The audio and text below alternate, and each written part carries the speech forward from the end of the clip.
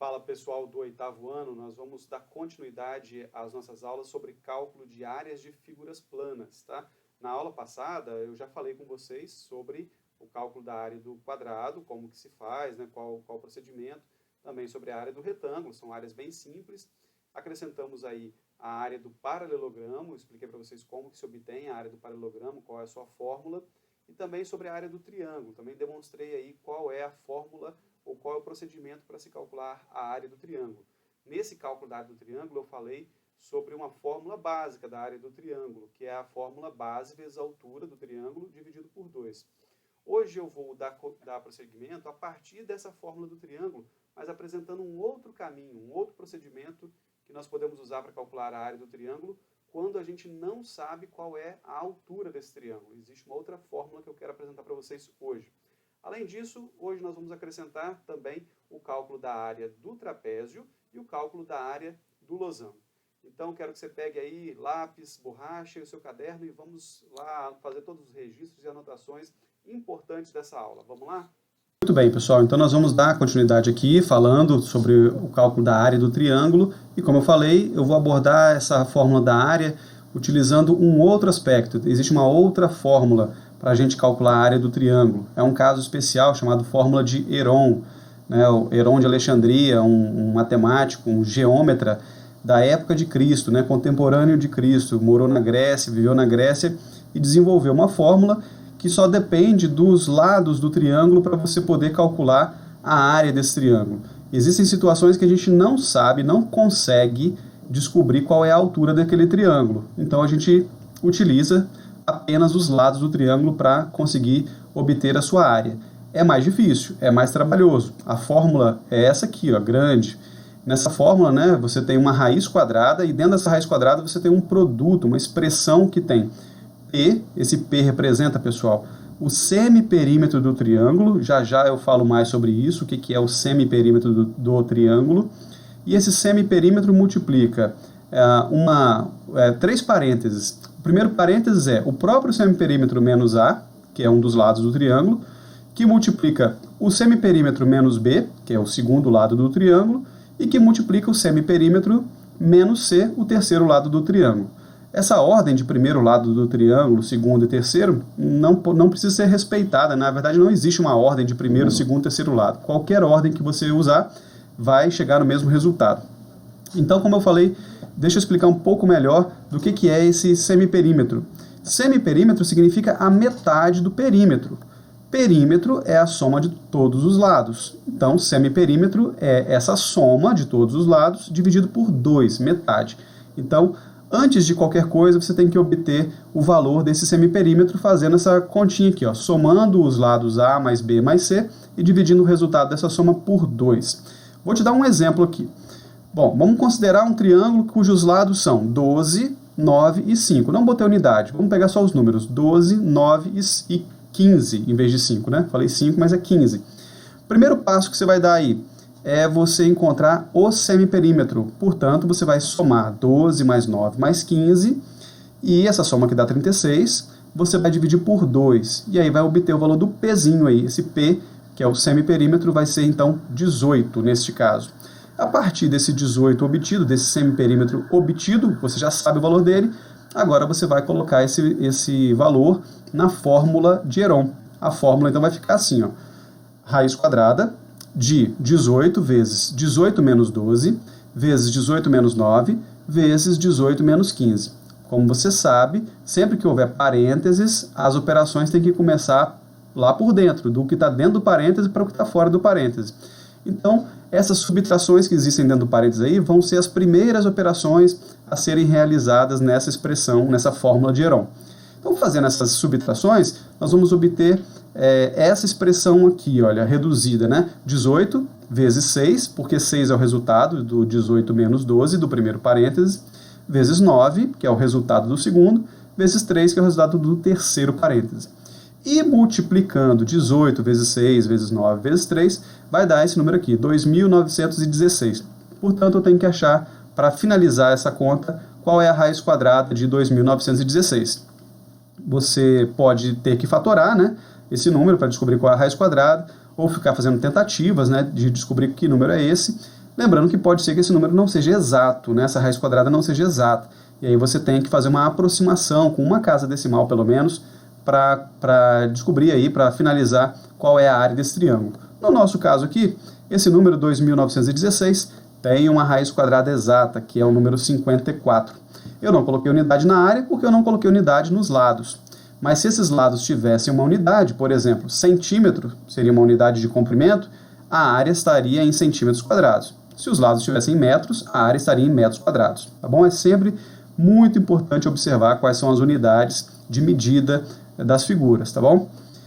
Ok, então esse é um procedimento que você vai utilizar sempre que a figura trouxer os lados, mas não trouxer nenhuma informação sobre a altura e nem tiver nenhuma dica de como você obtém a altura.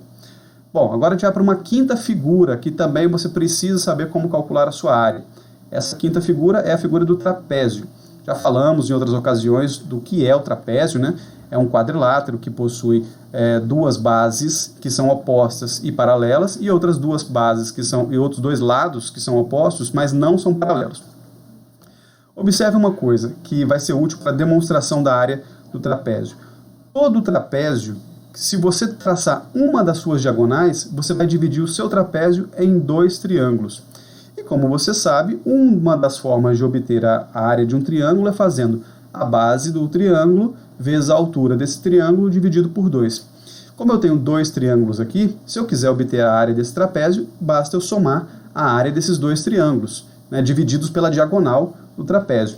Então, na demonstração, eu escrevi isso aqui embaixo. Dá uma olhada aqui e acompanha então como é que foi feita essa demonstração. São duas frações. A primeira é Bzão vezes H dividido por 2, B maiúsculo, tá? Que é o Bzão aí. A segunda é Bzinho vezes H dividido por 2 também. Então, a primeira representa o triângulo de baixo e a segunda representa o triângulo de cima. Somando as duas, como o denominador é o mesmo, eu posso somar essas duas frações repetindo o mesmo denominador. E depois observem como o H é um número que é comum, tanto a primeira fórmula quanto a segunda fórmula, porque os dois triângulos têm a mesma altura, é como se eu colocasse, então, fizesse a operação inversa da distributiva, é colocar o H em evidência, tá bom? Bom, finalizando, nós chegamos nessa fórmula aqui, olha. A fórmula da área de um trapézio é Bzão, mais Bzinho dentro do parênteses, que é uma soma que deve ocorrer em primeiro lugar, vezes a altura desse trapézio, que é a distância entre as bases, né, base maior e base menor, e dividido por 2. Lembrando de colocar a unidade de medida da área, tá? Centímetros quadrados, metros quadrados, quilômetros quadrados, vai depender das unidades de medida usadas para o comprimento, né, das medidas usadas no trapézio. Tá bom? Quero fazer um exercício aqui, um exemplo de utilização da área do trapézio. Vamos ver. Um exemplo. Tenho aqui um trapézio cuja base inferior, a base maior aqui é 56 centímetros, a base menor lá em cima é 14 centímetros e a altura, que é a distância entre a base maior e a base menor, é de 28 centímetros. Vou escrever, em primeiro lugar, a fórmula da área do trapézio, Bzão mais Bzinho, vezes H dividido por 2. Vou trocar o Bzão e o Bzinho pelas bases, no caso 56 mais 14, e vou multiplicar por 28, que é a distância entre essas bases. E o resultado dessas contas eu vou dividir por 2. Fazendo primeiramente a soma, vai dar 70 vezes 28 dividido por 2. Você pode escolher simplificar aí também, pode ser o 70 dividido por 2 e pegar o resultado e multiplicar por 28, ou você pode simplificar o 28 por 2, que vai dar 14, e multiplicar 14 vezes 70.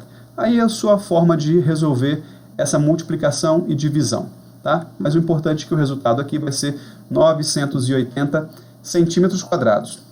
Pessoal, e agora eu vou para a sexta e última forma geométrica que a gente precisa conhecer a sua fórmula e o seu método de resolução, que é, no caso, a fórmula do losango.